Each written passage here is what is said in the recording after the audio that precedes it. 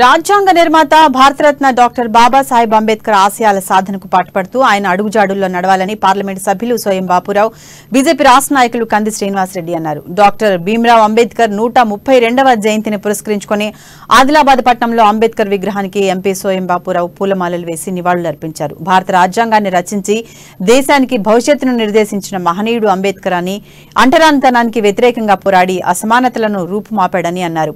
ఆయన చలువ వల్లే తాను ఎస్టీ రిజర్వేషన్తో పార్లమెంటు సభ్యుడిగా ఎదిగానని పేర్కొన్నారు. డాక్టర్ బాబాసాహెబ్ అంబేద్కర్ ప్రపంచానికి ఒక స్ఫూర్తి ప్రదాత అని బీజేపీ రాష్ట్ర నాయకులు కంది శ్రీనివాసరెడ్డి అన్నారు.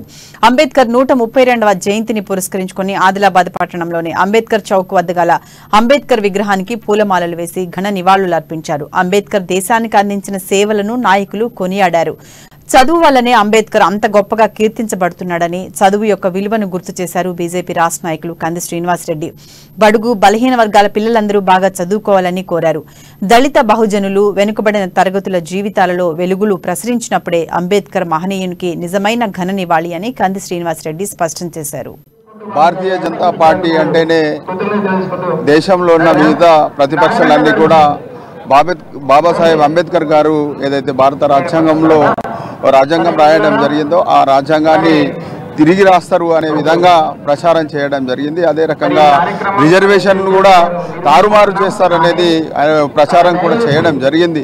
కానీ వాస్తవంగా రెండవసారి ప్రధానమంత్రి నరేంద్ర మోదీ గారు ప్రమాణ స్వీకారం చేయబోయే ముందు ఏదైతే పార్లమెంట్ భవన్లో మరి బాబాసాహెబ్ అంబేద్కర్ గారి విగ్రహంతో పాటు భారత రాజ్యాంగాన్ని పూజ చేసి ఈ పార్లమెంట్ సంబంధించిన మెంబర్లందరం కూడా పార్లమెంట్లో పోయి మరి బాబాసాహెబ్ అంబేద్కర్ పూజ చేసిన తర్వాతనే ప్రమాణ స్వీకారం చేయడం జరిగింది. అంటే ఇది మామూలు విషయం కాదు. బాబాసాహెబ్ అంబేద్కర్ గారి 132వ జయంతి సందర్భంగా మనం వేడుకల్ని ఘనంగా నిర్వహించుకుంటున్నాం. కానీ అదే టైంలో మనం చాలా సిగ్గుపడాల్సినటువంటి విషయాలు ఏమున్నాయంటే, విద్యార్థులకు, దళిత విద్యార్థులకు, బీసీ విద్యార్థులకు, ఎస్టీ విద్యార్థులకు, గిరిజన విద్యార్థులకు స్కాలర్షిప్లు రిలీజ్ చేయకపోవడం, 4 సంవత్సరాల నుంచి ఫీజు రియంబర్స్మెంట్లు, స్కాలర్షిప్లు ఇవ్వకపోవడం చాలా దారుణమైనటువంటి విషయం. అంటే ఇది ఖచ్చితంగా బాబాసాహెబ్ అంబేద్కర్ గారి స్ఫూర్తికి విరుద్ధంగా ఆదివాసీ పిల్లల్ని, దళిత గిరిజన ఆదివాసీ పిల్లల్ని చదువుకు దూరం చేయడమే ఈ ప్రభుత్వం లక్ష్యంగా కనిపిస్తోంది. తక్షణం స్కాలర్షిప్లు బాబాసాహెబ్ గారి జయంతి సందర్భంగా రిలీజ్ చేయమని ప్రభుత్వాన్ని మేము డిమాండ్ చేస్తున్నాం.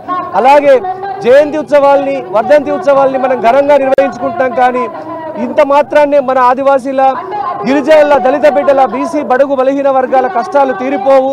ఎట్టి పరిస్థితుల్లో వీళ్ళందరికీ కూడా ఇల్లు కూలిపోయే దశలు ఉన్నాయి. వాళ్ళందరికీ ఇల్లు కట్టియాలి, ఆ తర్వాత వాళ్ళకి లోన్లు ఇవ్వాలి, స్వయం ఉపాధి కల్పించాలి.